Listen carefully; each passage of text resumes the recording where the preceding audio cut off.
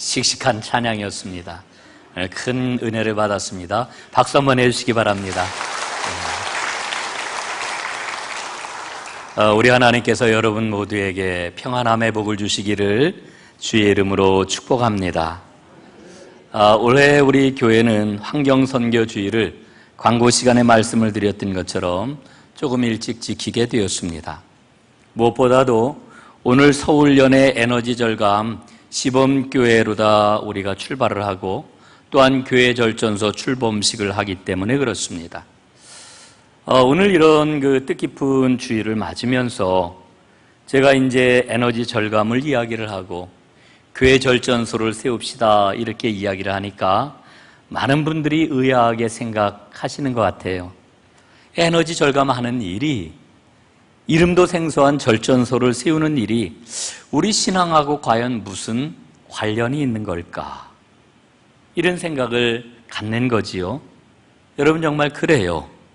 이 에너지 절감 혹은 이 환경을 보호하는 일이 하나님의 뜻일까라고 하는 이런 질문을 우리는 반드시 던져야 됩니다. 그리고 거기에 대한 답을 우리가 가져야 됩니다. 하나님께서 우리에게 분명히 말씀하고 계시는지 거기에 대한 답을 가져야 되고 신앙의 확신을 가져야 됩니다. 만약에 그렇지 못하다라고 하면은 오늘 이 시간 말하는 그 하나님의 창조질서 보존이라고 하는 게 일반 환경운동하고 조금도 다를 바가 없는 그런 일이 될 수가 있습니다. 오늘 저는 여러분들과 세 가지를 이야기하려고 합니다. 첫 번째, 우리가 살고 있는 이 지구는 하나님의 피조물이라고 하는 거지요. 성경은 이 사실을 우리에게 분명히 일러주고 있습니다. 두 번째, 하나님께서 그 피조물을 우리 인간에게 어떻게 맡겨주셨는지를 우리가 분명히 보아야 합니다.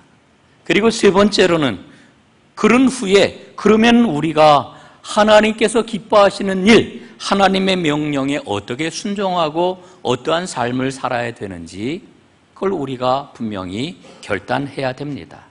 오늘 저는 그렇게 말씀을 전하려고 합니다. 인간의 역사를 살펴보면은요, 지금까지 인류는 인간 중심적인 생각을 가지고 피조세계 위에 군림해 왔습니다. 모든 생명체가 오로지 인간을 위해서 존재하는 걸로 생각하며 살아온 거지요. 여러분, 그러나 이것은 착각입니다. 여러분, 특별히 산업혁명이 일어난 이후에 이 수백 년 동안에 우리 인간은 엄청난 개발을 지금까지 해왔습니다. 산을 깎아냈고요, 도로를 냈고요, 물길을 막았고요, 바다를 메웠습니다. 그리고 굴을 팠습니다. 그리고 땅 속에 매장되어 있는 어마어마한 에너지를 퍼 올렸습니다. 이렇게 생산된 석탄과 석유와 천연가스, 이런 것들을 우리가 화석 에너지라고 이야기하지 않습니까? 이 화석 에너지를 가지고 산업과 문명을 일으켰습니다. 이 화석 에너지야말로 우리 문명, 오늘날 우리가 살고 있는 모든 삶의 근원이라고 이야기할 수 있습니다. 그런데 이 모든 일을 하면서 인간은 어떻게 생각했습니까? 우리 인간에게 이익이 되기만 하면은 그 일은 정당한 일이다, 이렇게 생각을 해왔습니다. 경제적인 효용가치만 있다라고 하면은 그건 정의다, 이렇게 생각을 해왔던 것이지요. 여러분, 우리는 정복자처럼 피조세계 위에 군림해 왔습니다. 그러나 전혀 땅을 고려하지 아니하고 생명체들을 고려하지 않는 이와 같은 인간 중심적인 개발은 오늘 인류에게 부메랑이 되어가지고 지금 심각한 위기를 가져오고 있습니다. 지구 생태계가 죽어가고 있는 거지요. 여러분, 지구가 죽어가고 있다라고 하는 현상을 우리가 어떻게 알 수 있습니까? 무엇보다도 이 지구상에서 사라지고 있는 생물종들이 엄청나게 늘어나고 있습니다. 그걸 보면 알 수가 있는 거지. 여러분, 농촌 출신이신 분들은 아실 거예요. 저는 촌놈이기 때문에 잘 알아요. 제가 어렸을 적에 제가 그냥 논과 밭에 나가면은요, 메뚜기 떼가 얼마나 많았는지 몰라요. 참 메뚜기 참 많이 잡았습니다. 메뚜기 잡아가지고요, 제가 볶아 먹기도 참 많이 볶아 먹었습니다. 근데요, 지금 메뚜기를 찾아볼 수가 없어요. 강원도 깊은 산골에 가도요, 수달이라고 하는 이 짐승을 찾아볼 수 없다고 그러잖아요. 계곡물을 들여다보면은요, 열목어라든지 황소가리라든지 얼음치라든지 이런 물고기 찾아보기가 너무너무 힘들다고 그래요. 그래서 정부에서는 멸종 위기에 그런 그 생물들을 천연기념물로 지정을 해가지고 보호를 하고 있어요. 그런데 여러분 한번 생각해 보십시오. 열목어, 얼음치, 제가 한 2년 전인가요? 저 임진강 하구를 한번 답사 이 견학을 한번 간 적이 있었는데, 거기에 가니까요, 천연기념물로 수원개구리라고 하는 개구리가 지정이 되어 있더라고요. 여러분, 수원개구리 보지도 못하셨지요? 저도 못 봤어요. 사진만 봤는데, 이런 천연기념물들이 여러분 생각해 보면 당장 우리 삶에 뭐 이익을 가져다 주는 게 없어요. 이익이라고 하는 그런 그 관점에서 보게 되면은 전혀 쓸모가 없어 보이는 그런 그 생물들입니다. 그런데 왜 이런 생물체들을 보호하려고 하는 겁니까? 여기에는 이유가 있지요. 우리가 신앙적으로 보면은 그 이유는 모든 피조물은 주 안에서 하나로 연결되어 있기 때문에 그래요.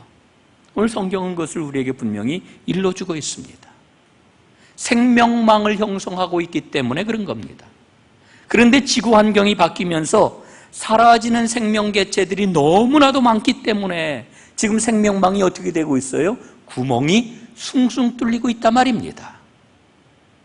이게 위기예요. 또 하나 이유는 보다 더 직접적입니다. 우리의 삶이 위협을 받고 있어요. 그 위협받는 그런 그 삶을 통해서 지구가 지금 엄청나게 신음하고 죽어가고 있구나, 이걸 발견할 수가 있습니다. 여러분, 이번 봄철에 스모그 현상 때문에 얼마나 고통스러웠습니까? 오늘 미세먼지 농도가 어떤지 모르겠는데, 이 황사하고 미세먼지가 결합을 한 그런 그 스모그는요, 우리의 삶을 얼마나 위협을 하는지 몰라요. 여러분, 사람들이 미세먼지 농도가 오늘 높다, 위험이다 이러면 전부 뭐를 합니까? 마스크를 탁 뒤집어 쓰고 나가서 활동을 해요. 요즘 마스크 쓰고 다니는 사람들이 얼마나 많습니까? 그런데 그 미세먼지가 마스크 가지고 해결이 될 수가 있습니까? 어림도 없는 일이잖아요. 근원적으로 해결이 안 되잖아요. 여러분, 지난 월요일 날 제가 신문을 딱 받아들었는데 일면에 이런 기사가 났어요. 5월 폭염, 9월까지 간다. 올여름이 엄청나게 덥다는 그런 그 이야기지요. 그런데 제가 그 기사를 보면서 제 눈길을 잡아 끄는 그런 그 부분이 있었어요. 그게 뭐냐 하면은 연도별로 폭염주의보가 언제 발령이 되었느냐, 첫 발령이 언제 되었느냐, 이걸 펴루다 일목요연하게 보여주는 그런 것이었어요. 2008년까지는요, 폭염주의보가 7월 달에 발령이 되었어요. 첫 폭염주의보가. 그런데요, 2009년, 2010년, 2011년, 2012년, 2013년 이 5년 동안은요, 첫 폭염주의보 발령이 한 달 앞당겨졌어요. 6월 달에 첫 폭염주의보가 발령이 됐어요. 그런데요, 여러분, 2014년, 2015년, 올 2016년은 어땠을까요? 표를 보니까 2014년은 5월 31일 날 폭염주의보가 첫 발령돼요. 2015년도에는 5월 25일에 첫 폭염주의보가 발령이 돼요. 여러분, 올해는 어땠을까요? 5월 19일 날 첫 폭염주의보가 발령이 되었어요. 여러분, 폭염주의보가 점점 빨라지고 있어요. 무려 10년 전보다, 10년이 뭡니까? 8년 전보다 무려 2달이 앞당겨졌어요. 이 보통 심각한 문제가 지금 아닙니다. 북극 얼음이 엄청나게 녹아가지고 해수면이 지금 점점 높아지고 있어요. 태평양 한가운데 있는 지표면이 아주 낮은 그런 그 섬들은 지금 물에 잠겨 사라질 위기에 놓여 있어요. 여러분, 우리나라로 다시 돌아와 보면은요, 6월 중순부터는 장마가 시작이 되잖아요. 여기 우리 그 기상대장님 어디 계신지 모르겠어요. 예? 여러분, 장마철이라고 하는 말이 사라졌어요. 무색해졌어요. 장마철이 일정하지가 않아요. 그래서 기상학자들은 이야기하기를 우리나라 기후는 이제 온대 기후가 아니라 아열대 기후로 접어들었다. 이 공식 입장이 정설이에요. 여러분, 산업 폐기물이 섞여 있는 산성비가 내려가지고 토양을 오염시키고 하천과 호수를 오염시키고 있어요. 오존층이 파괴가 되어가지고 광범위한 생명체 질서가 교란이 되고 있어요. 이대로 가면은 자연도 죽고 결국은 인간도 죽어요. 그런데 우리는 그냥 천연스럽게 살고 있어요. 하나님이 만드신 이 피조세계, 지구별이 생명체가 살 수 없는 그런 별이 될지도 몰라요. 여러분, 우리는 지구를 다시 살리는 일에 관심을 가져야 됩니다. 특별히 그리스도인들은 세상 어떤 사람보다 앞장서서 지구를 살리는 일에 앞장서야 합니다. 여러분, 왜 그럴까요? 성경이 우리에게 일러주고 있는 바가 있기 때문에 그래요. 첫 번째, 성경은 우리에게 무엇을 일러줍니까? 이 지구는 하나님이 창조하신 피조물이다, 이렇게 말씀하고 있어요. 여러분, 창세기 1장 1절에 뭐라고 기록이 되어 있습니까? 태초에 하나님이 천지를 창조하시니라. 여러분, 이건 교리의 선언이 아니에요. 우리의 관념적인 신앙 고백이 아니에요. 우리의 현실입니다. 우리의 현실이 어떻다는 거예요? 하나님의 피조세계 위에 우리가 발딛고 있다는 거예요. 하나님이 이 지구를 만드셨고 모든 생명을 만드셨고 이 모든 것은 다 하나님의 것이다, 이렇게 선언을 하고 계시는 거예요. 우리는 하나님의 자녀 아닙니까? 우리는 하나님의 백성이에요. 그런데 지금 하나님의 소유인 이 하나님의 피조물이 죽어가고 있어요. 그런데 가만히 있을 수가 있어요? 만약에 우리가 가만히 있는다라고 하면은 우리가 진짜 하나님의 아들인 거 맞아요? 하나님의 백성인 거 정말 맞습니까? 우리 심각하게 생각해 봐야 돼요. 두 번째, 모든 피조물이 하나님 보시기에 좋았기 때문입니다. 여러분, 창세기 말씀을 보면은요, 하나님이 창조한 과정을 마치실 때마다 뭐라 그러셨어요? 그래요, 보시기에 좋았더라. 보시기에 좋았더라. 여러분, 보시기에 좋았더라 하는 이 말이 무려 6번이나 반복이 되고 있어요. 또 창세기 1장 31절에 보니까요, 이렇게 성경은 우리에게 기록해서 일러주고 있어요. 한번 보실까요? 창세기 1장 31절, 우리 다 함께 한 목소리로 읽어보시겠습니다. 시작. 하나님이 지으신 그 모든 것을 보시니 보시기에 심히 좋았더라. 예? 하나님이 모든 그런 그 창조를 마치신 다음 창조하신 것을 보니까 어떻다고요? 보시기에 심히 좋았다. 너무너무 좋았다는 거예요. 아마 그냥 우리 인간식대로 표현을 하면은 잠도 오지 않으셨다, 이런 이야기예요. 너무너무 보시기에 좋아가지고 잠도 오지 않았다, 이런 그 이야기예요. 여러분, 하나님이 그렇게 좋아하시는 이 지구 생명체가, 피조물이 지금 죽어가고 있어요. 그렇다면 우리 할 일은 너무나도 분명한 거 아니겠어요? 살리는 거지요. 살리는 겁니다. 살리는 일에 우리 모두 다 나서야 됩니다. 세 번째, 하나님께서 모든 피조물의 관리를 우리 인간에게 위임해 주셨기 때문에 우리가 피조물을 돌봐야 돼요. 성경 말씀을 보니까요, 창세기 1장 28절에 이렇게 기록이 되어 있습니다. 바다의 물고기와 하늘의 새와 땅에 움직이는 모든 생물을 다스리라.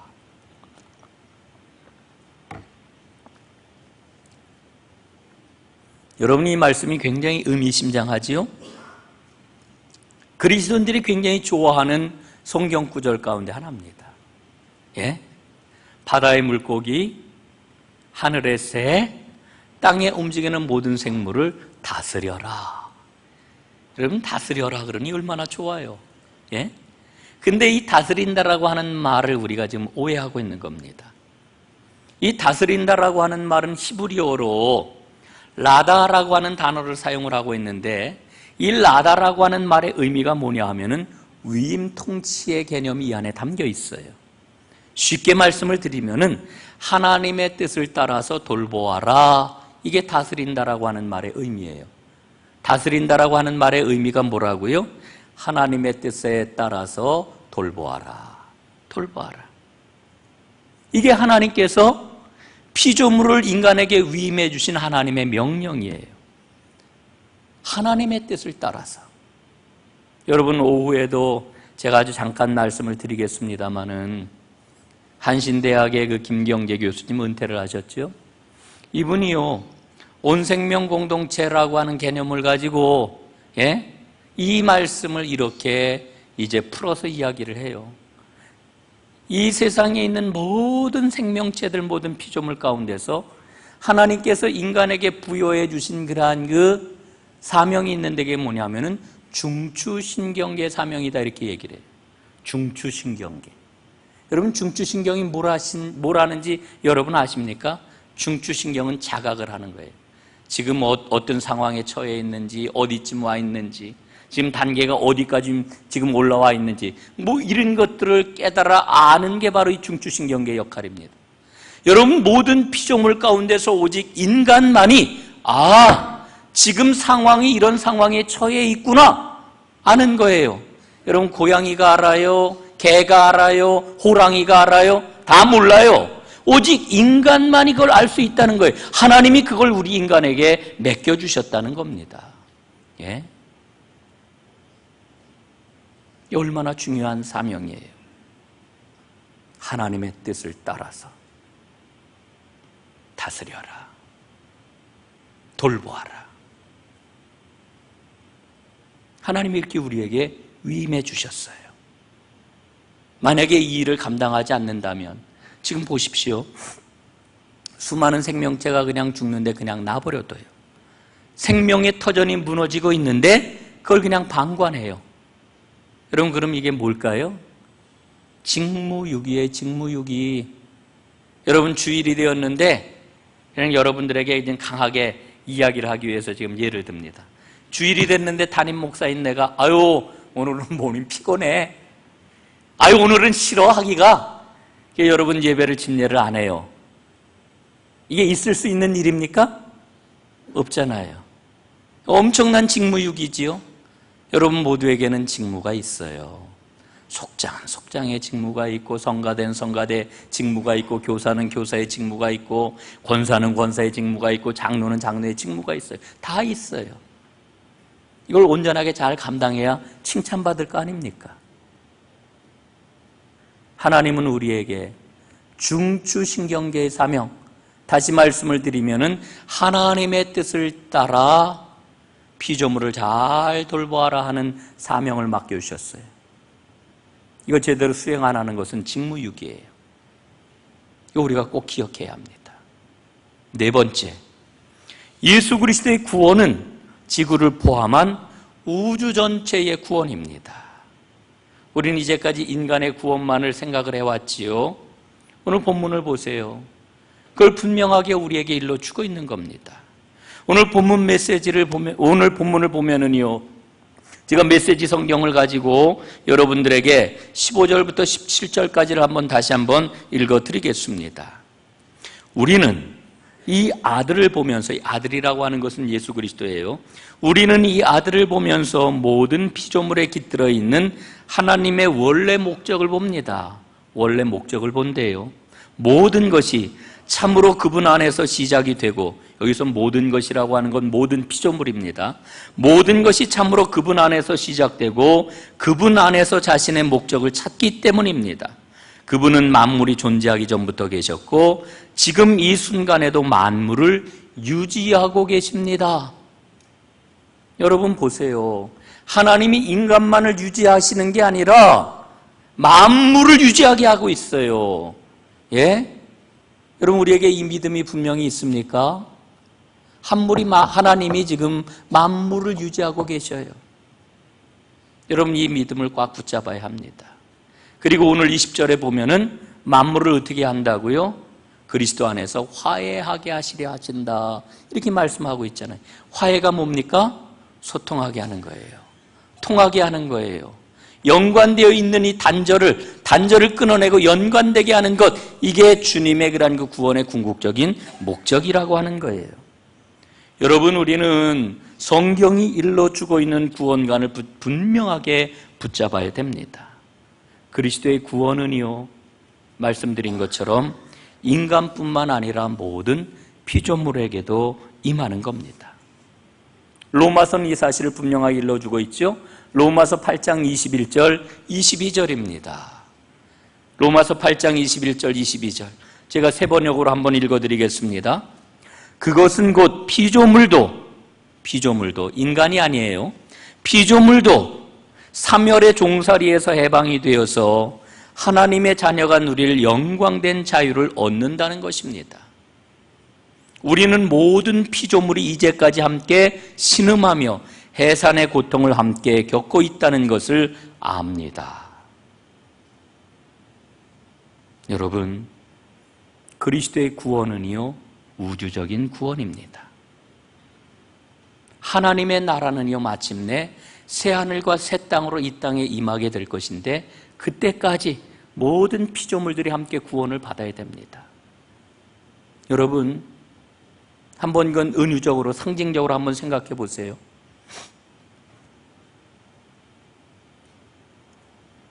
노아가 방주에서 구원을 받을 때, 큰 물이 임해가지고 구원을 받을 때, 왜 하나님께서는 방주 안에 노아의 8 식구만 태우고 8 식구만 구원해 주시면 됐지, 모든 생명 있는 것들을 그 안에 태우게 하셨을까?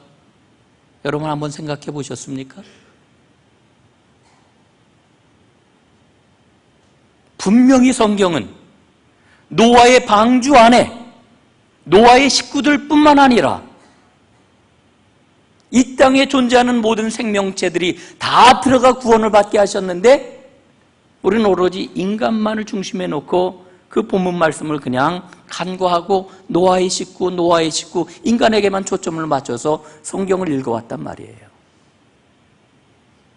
여러분, 하나님께서는 모든 피조물을 구원하시기를 원하십니다. 그러므로 여러분, 우리 그리스도의 사람들은, 하나님의 백성들은 모든 피조물이 구원을 얻도록 발벗고 나서야 됩니다. 이제 우리는 모든 생명체가 함께 구원을 받는 동반 구원의 길을 모색해야 합니다. 이게 하나님이 주신 사명이에요. 그럼 우리가 무엇을 해야 될까요? 3가지만 지금 말씀을 드리려고 합니다. 첫째는 덜 쓰는 겁니다. 덜 쓰자. 예? 여러분, 우리가 고기를 참 많이 먹잖아요. 고기. 예? 여러분 고기들 좋아하시죠? 예. 쇠고기 1kg을 얻기 위해서, 예? 얼만큼의 곡물이 들어갔냐 하면은 8kg의 곡물이 들어간다고 그래요. 그리고 물이 10만 리터가 들어간다고 이렇게 이야기를 해요. 그런데 이 쇠고기 1kg을 얻는 데 들어가는 물이면은 곡물과 야채를 100kg을 생산할 수 있다고 그래요. 그러니까 우리가 고기를 좀 덜 먹으면은요, 이 지구상의 곡물량이 훨씬 더 많아지겠지요. 훨씬 더 풍성해질 겁니다. 우리가 어떻게 무엇을 먹느냐라고 하는 문제, 심각한 문제입니다.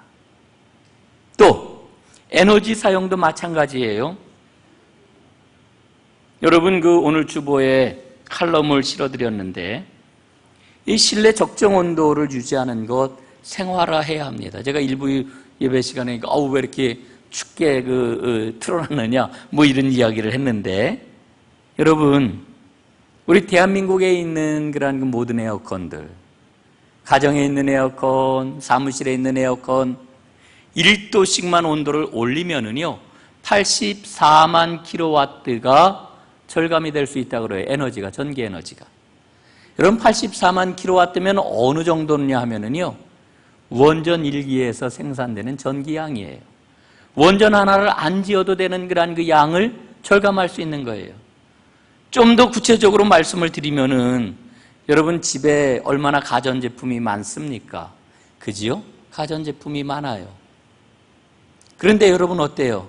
가전제품 안 쓸 때 플러그에서 이거 뺍니까? 안 뺍니까? 콘센트에서 플러그 빼요? 안 빼요? 그냥 지낼 거예요.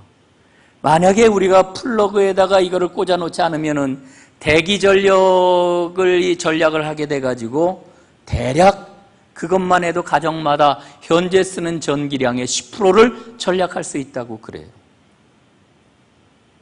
여러분, 그래서 멀티탭 사용하는 게 중요합니다. 멀티탭. 예. 덜 쓰면 에너지 사용을 줄이는 것, 이게 우리가 가장 시급하게 그리고 가장 확실하게 할 수 있는 그런 일입니다. 두 번째로 모든 생명체가 구원을 받기 위해 우리가 해야 할 일이 뭐냐? 덜 버리는 겁니다. 덜 버리는 것. 예. 우리가 버리는 것들은 다 쓰레기가 돼요. 그래서 공기를 오염시키고 물을 오염시키고 땅을 오염시킵니다. 여러분, 사람들이 얼마나 쓰레기를 많이 버리는지 태평양 한가운데에 잴 수 없을 만큼 어마어마한 쓰레기 섬이 만들어졌다고 그러잖아요. 그럼 보도를 통해서 다 보신 이야기예요. 예? 여러분, 쓰레기를 처리하는 비용도 어마하지만은 처리 과정에서 또 다른 오염 물질이 생겨납니다. 그래서 우리는 덜 버리는 일에 앞장서야 돼요. 여러분, 가정마다 일회용품 많이 쓰시죠? 일회용품 줄여야 됩니다. 쓰지 않아야 됩니다. 제가 우리 교회에 꼭 만들어 놓고 싶은 게 있어요. 예? 이게 지금 비용이 들어가는 거라. 그게 뭐냐 하면은 그 머그잔을 이제 우리 교인들이 다 썼으면 좋겠다. 교회에서는 이 뭡니까? 이 종이컵 안 쓰고. 그래서 교회 로비에다가 머그잔을 놓을 수 있는, 예? 그 잔장이죠. 머그잔 장. 예. 한 1000개쯤 이렇게 해가지고 거기다 우리 교인들이 자기 그러한 그 머그잔을 두고서 그저 그 예배 때 혹은 교회 모임이 있을 때 와가지고 사용할 수 있으면 좋겠다. 뭐 이런 생각을 해봤어요. 여러분, 덜 버려야 돼요. 세 번째, 모든 생명체가 함께 구원을 받기 위해서 우리가 할 수 있는 일, 이번엔 적극적인 일입니다. 에너지를 생산해야 됩니다. 에너지 생산.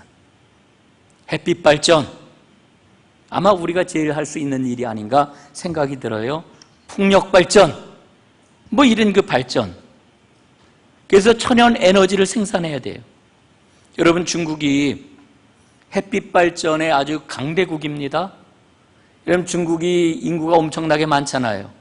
1인당 전기 소비량은 우리하고는 비교할 수 없을 만큼 아주 형편없이 떨어지지만 전체 이 전기량은 엄청나지요. 그런데 중국에서 사용하고 있는 전체 전기량 가운데 20몇 %인지 정확하게 제가 수치는 모르겠어요. 그러나 20%가 훨씬 넘는 어마어마한 그런 그 전기를 지금 태양광이나 풍력 발전을 통해 가지고 지금 생산해내고 있다는 거예요. 이거 대단한 거죠. 우리나라는 어떨까요? 1%나 될까요? 여러분, 저는 그래서 우리 전동교인들이 각 가정에서, 교회에서도 역시 마찬가지고요, 이 미니 태양광 발전하는 일에 좀 앞장설 수 있기를 저는 소원합니다. 모든 교우들이 이 일에 사명감을 가지고 앞장을 섰으면 좋겠어요. 이 미니 태양광 발전을 생각을 해봐요. 예? 내가 에너지를 절약하는 것, 이런 운동에서 한 걸음 더 나아가가지고 에너지를 직접 생산을 한다? 이게 얼마나 대단한 일입니까? 예? 정말 자랑스러운 일 아니겠어요? 저는 이 일에 우리 모두가 앞장선다라고 하면은요, 하나님이 참 기뻐하실 것 같아요. 그리고 하나님 앞에 큰 칭찬을 받을 거라고 생각을 해요. 그런데 여러분 생각해 보세요. 덜 쓰는 일, 덜 버리는 일, 그리고 에너지를 생산하는 일, 이게 우리의 삶을 불편하게 해요. 여기에 문제가 있는 거죠. 결국은 모든 피조물이 함께 구원을 받는 이 길을 걷는다는 건 불편함을 감수하는 길이에요. 여러분, 이제까지 우리는 그런 생각을 했습니다. 우리의 삶이 더 나아져야 되겠구나. 우리의 삶이 부유해져야 되겠구나. 아유, 내 인생이 성공하는 인생이 되어야 되겠구나. 이러면서 열심히 달려왔어요. 여러분, 그런데 그 내용을 들여다보니까 결국 두 마디로 다 요약이 되는 거예요. 그게 뭘까요? 더 많은 편리함과 더 많은 편안함이에요. 그걸 추구하면서 지금까지 우리는 살아왔어요. 그런데 하나님의 말씀 앞에 정직하게 서 보니까 그와 같은 삶은 하나님 앞에 선한 게 아니에요. 더 편리하고 더 편안한 것. 여러분, 우리는 하나님의 말씀을 오늘 마음에 새겨야 됩니다. 오늘 우리 교회는 에너지 전략 시범 교회로 출발을 합니다. 그리고 여러분들의 자원을 통해 가지고 절전소 출범식도 오후에 갖게 될 것입니다. 하나님께서 허락하신 그 자연 에너지를 가지고 이제는 에너지 생산을 하고 하나님이 주신 생명의 길을 걸어가겠노라고 하는 새로운 일을 시작을 하는 거지요. 정말 뜻깊고 귀한 일이 아닐 수가 없습니다. 저는 그런 생각 해봤어요. 오늘 이 성령 강림 절기에 오늘부터 이 녹색 그 후드, 녹색 스토를 합니다마는 하나님 나라는 색깔이 있다면 어떤 색깔일까? 예? 어떤 색깔일까? 뭐 요한계시록에 보면은 황금색 황금으로 치장이 되고 12진주로 치장이 된 그러한 그 하나님 나라를 우리에게 말씀을 합니다마는 제가 생각을 할 때 하나님 나라의 색깔은 녹색이 아닐까? 이건 제 생각이에요. 녹색이 아닐까? 이런 생각을 해봤어요. 여러분, 하나님께서는 우리가 그리스도의 우주적 구원을 이루는 하나님의 신실한 녹색 청지기가 되기를 소원하고 계십니다. 여러분들이 그 일에 앞장선다라고 하면은 여기 내가 사랑하는 나의 진정한 일꾼들이 있구나. 아마 여러분들의 등을 두들겨 주시고 여러분의 손을 붙잡아 주시고 힘과 용기를 주실 것입니다. 사랑하는 여러분, 우리 시대에 시급한 가장 중요한 문제가 뭘까? 바로 하나님이 만드신 창조 질서, 이 세계를 보존하는 겁니다. 이 일에 앞장서는 하나님의 큰 일꾼들, 그래서 진정으로 하나님의 복을 온 세상에 펼쳐나가는 하나님의 축복의 일꾼들이 다 되시기를 주님의 이름으로 축원합니다. 우리 기도하겠습니다.